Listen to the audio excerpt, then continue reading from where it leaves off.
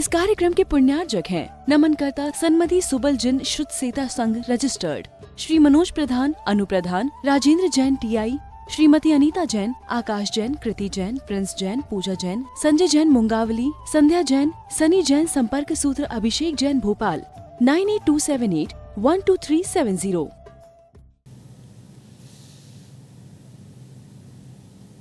दवा लेने से कोई ठीक नहीं हो सकता है। दवाएं तो मार्केट में बहुत मिलती हैं, लेकिन बीमारी का कारण क्या है, आपकी प्रकृति जो बिगड़ी है, वात पित्त कब कैसा बिगड़ा है। वैदिक शास्त्र में कल्याण कार्यक्रम में मैंने पढ़ा 80 प्रकार का वात बताया। कितने प्रकार का वात? रोग एक प्रकार का नहीं है, 80 प्रकार का वात। 80 प्रकार में भी फिर और प्रभेद हो जाते हैं। ये वात पित्त है कि वात कब है।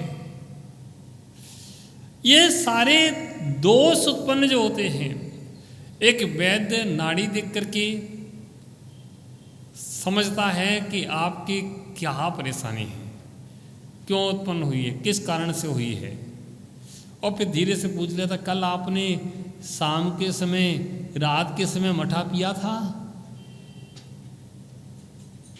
या सोते समय नींबू का पानी पिया था, तो बेटा तुम बीमार तो हो गई। अरे गरम गरम दूध रात को पीते, तुम शाम को पीते तो तुम स्वस्थ रहते। अब शाम का समय मठा पी लिया तो क्या होगा? जगह हाँ हमारा वो तो जाएगा ही जाएगा, तैयारी जाने की है। ओहो प्यार बंधुओं, एक वैद्य जिस प्रकार से नाड़ी देख करके चिकित्सा करता है, बताता है कि आपको ऐसे ऐसे ये करना चाहिए, फिर ये करना चाहिए, तो दोष दूर होता है। ऐसे ही सच्चा गुरु होता है, आत्मा के ज्ञान स्वरूप को जानने वाला गुरु होता है, वह आपको बताना चाहिए कि ऐसे आसन से बैठना चाहिए, ऐसे आपको हाथ पे हाथ रखना चाहिए, मन को शांत करना चाहिए, और मन को शांत करके संकल्प विकल्पों को छोड़ करके शांति से बैठना चाहिए। फिर इस स्वरूप का चिंतन करोगे तो धीरे धीरे तुम्हारे ज्ञान में आत्मा का स्वरूप आने लगेगा, तुम्हें आत्मा का स्वरूप तुम्हारे ज्ञान में आने लगेगा, और फिर तुम्हें अपना आनंद स्वयं आने लगेगा। प्यारे बंधुओं, इसलिए कहा जाता है गुरु के बिना कोई काम नहीं बनता।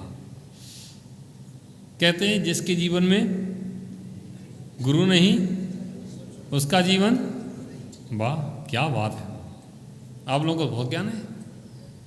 जिसके जीवन में गुरु नहीं उसका जीवन शुरू नहीं।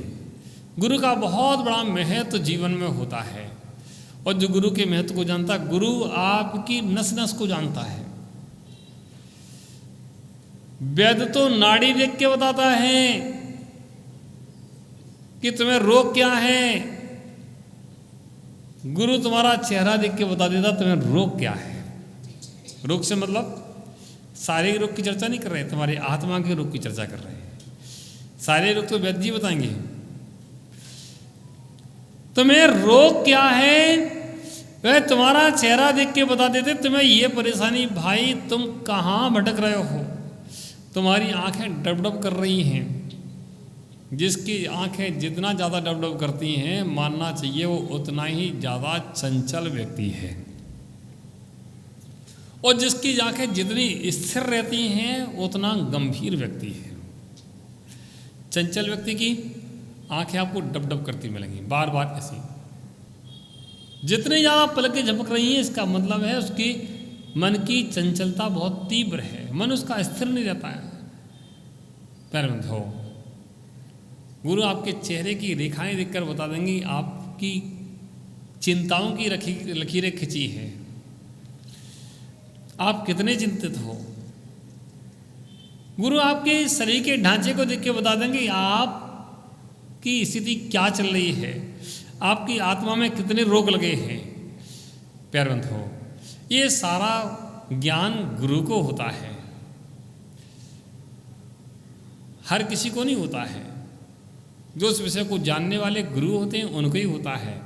भाई आपके चलने उठने बैठने के तरीके को देख करके बता देंगे ये आदमी क्या अभी कितने गहरे में है, कितना इसके पास ज्ञान है, कितने इसके पास अभी सांसारिक विषय में उलझा हुआ है, कि बिल्कुल कोई बैठ जाए सामने एक शब्द भी मत बोलें तो भी गुरु समझ लेते हैं कि ये कितने गहरे में है। पैर बंद हो बस यही, इसलिए गुरु की उपयोगिता जीवन में बहुत आवश्यक है। एक जैसे एक उदाहरण दे देते हैं, जैसे मान लो हमारे योगेश जी की दुकान पर कोई आया व्यापारी माल देखने के लिए कि दिखाओ योगेश जी क्या क्या बनाते हो। तो योगेश जी ने दिखाई अपने सैंपल। कैसे दिखा, ऐसे दिखा देते क्या? 1 मिनट में चेहरा पढ़ लेते हो कि केवल देखने आया है कि लेने आया है। क्या बात है, वाह वाह, ऐसा है कि नहीं बताऊं? 1 मिनट में, क्यों सुभाष जी, ऐसा है कि नहीं? अरे महाराज कितने वर्ष हो गए, अब तो ये दिमाग पक गया इस चीज में तो, कि लेने आया केवल देखने आया है। देखने आप धीरे से कहें देखो अभी क्या है, वैरायटी अभी थोड़ी सी शॉर्ट है, आप एक काम करना 2 दिन बाद आना। धीरे से, क्या बढ़िया बुद्धि है, मना भी नहीं करेंगे उसको, नाराज भी नहीं करेंगे, है ना। अभी 2-4 सैंपल ये देख लो ऐसे हैं, और और अच्छे सैंपल 2-4 दिन बाद बन के आ रहे हैं। बताओ कैसे बताओ तुम्हें कि लेने आया है कि देखने आया है? बताओ योगेश कैसे पता? क्या बात है, वाह वाह वाह, कि हमारा एक्सपीरियंस है होता हो तो आपको। क्या हर कोई बता सकता है क्या? जो दुकानदार होगा, मजा हुआ होगा थोड़ा, वो देख के बता देगा। और क्या लेगा ये भी वह दुकानदार जानता है। ओहो,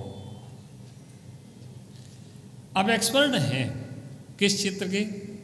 उस दुकानदारी के क्षेत्र के। ऐसे गुरु एक्सपर्ट होते हैं आत्मा के विषय को जानने के, और तुम्हारे अंदर आत्मा का जो स्वरूप है कैसे तुम्हें ज्ञान कराया जाए, इस विषय को अच्छी तरह जानते हैं कि कैसे इसको बताया जाए कि आत्मा का स्वरूप क्या है। हर व्यक्ति को समझाने की एक ही कला नहीं होती है, एक ही तरीके से हर को नहीं समझाया जाता है। किसी को किसी ढंग से, किसी को किसी ढंग से, किसी को किसी ढंग से, जो जैसे समझ सकता है उसको वैसे समझाया जाता है, वैसे बताया जाता है। अगर हर व्यक्ति को एक ही तरीके से डील किया जाए तो क्या वो होगा काम? जैसे दुकान पर ग्राहक आता है, योगेश जी बताओ हर ग्राहक को एक ही तरीके से डील करते हो?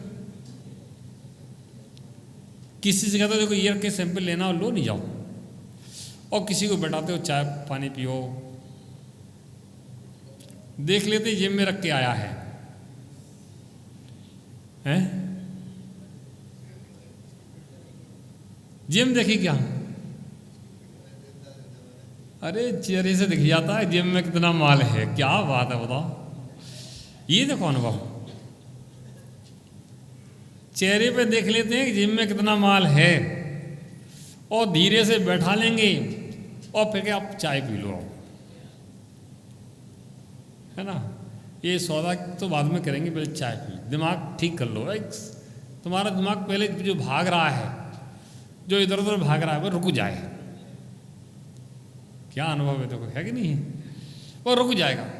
जब वो रुक जाएगा फिर उसको एक सैंपल दिखाया जाएगा, देखो ये है, ये नई डिजाइन अभी बनी है, इसमें ये चीज़ नई है, ये पुरानी है, ये ऐसा है वैसा है।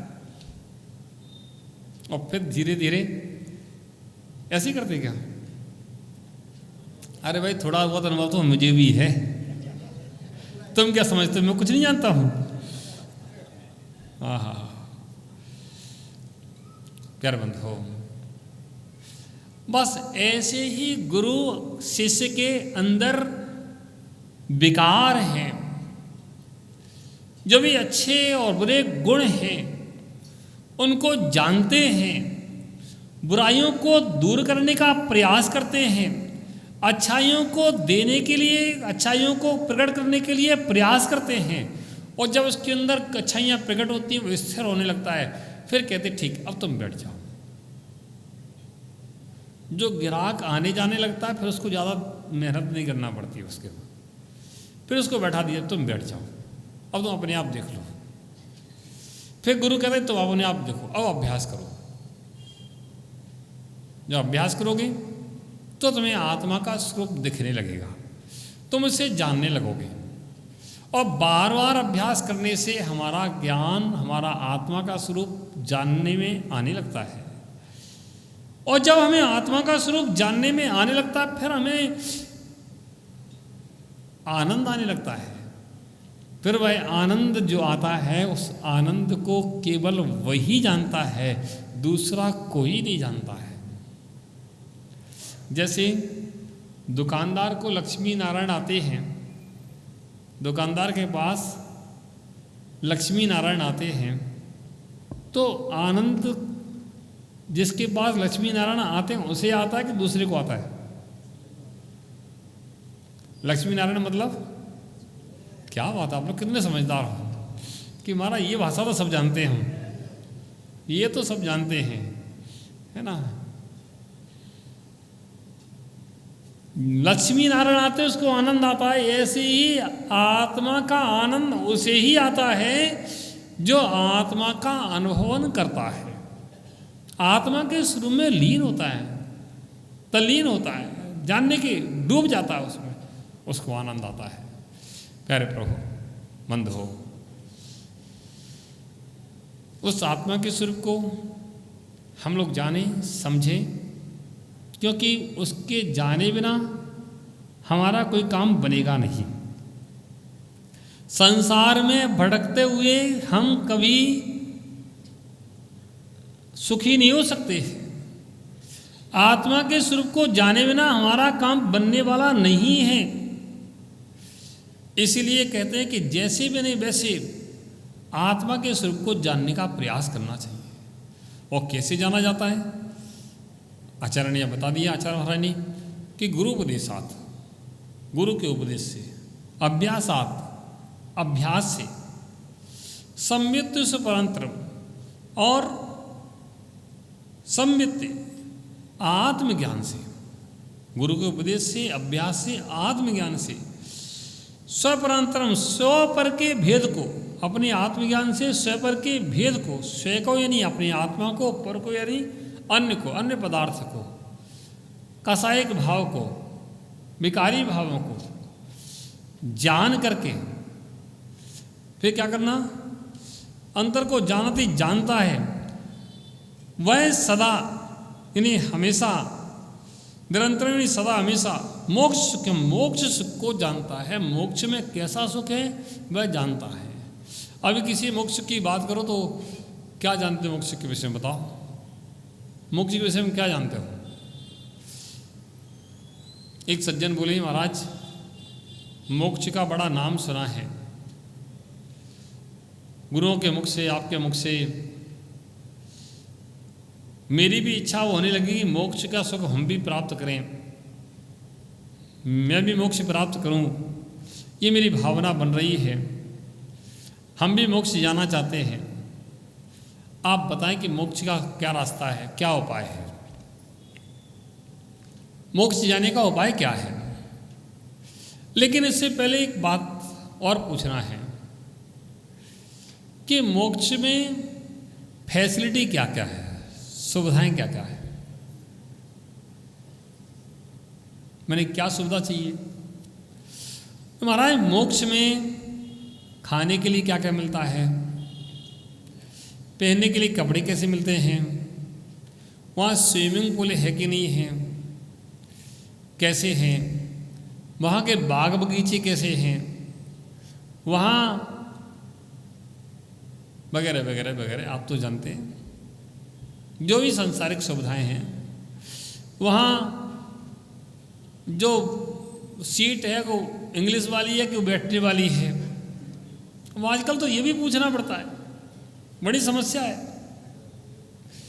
और भी पता नहीं क्या क्या प्रश्न।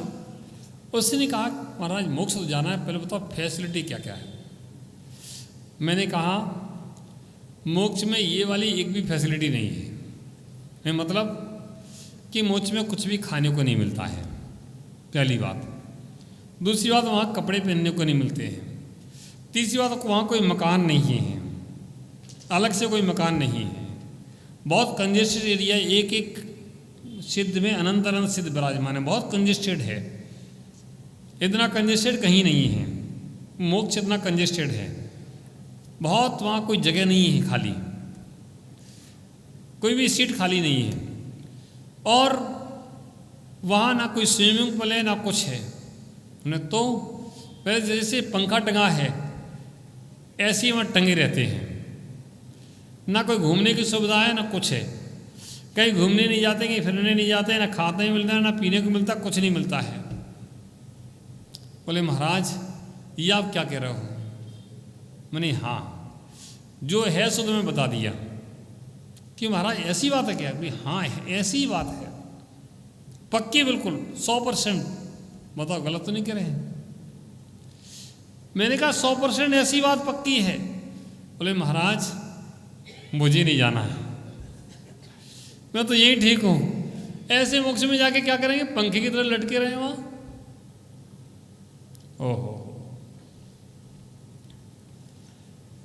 जिसने आत्मा के स्वरूप को जाना नहीं है, जिसने आत्मा के स्वरूप का अनुभव नहीं किया है, उसको मोक्ष के सुख का अनुभव नहीं हो सकता है। जो संसार के सुख के अनुभव में पड़ा हुआ है, संसार की इंद्रियों के विषयों के सुख को जो भोग रहा है, उस सुख को ही जो चाहता है, वह मोक्ष में मोक्ष के सुख का अनुभव नहीं कर सकता है। मोक्ष के सुख का अनुभव तो उसको ही होगा जो मोक्ष के सुख, आत्मा के अनुभव को थोड़ा भी जानने का प्रयास करेगा और जानेगा। फिर वह संसार के इन सुखों को नहीं देखेगा, इधर नहीं झांकेगा कि ऐसा है कि वैसा है, ये मिल जाए कि वो मिल जाए। अरे मिल जाए, क्या मिल जाए? बताओ संसार में कौन सी वस्तु अच्छी है? राजीव जी, जो शर्ट पहने हो तुम, अच्छी है कि नहीं है? अच्छी है कि नहीं? एक काम करो, थोड़ी सी चेंज कर लो। अपनी शर्ट तुम सुभाष जी को पहना देना और सुभाष जी का कुर्ता तुम पहन लो।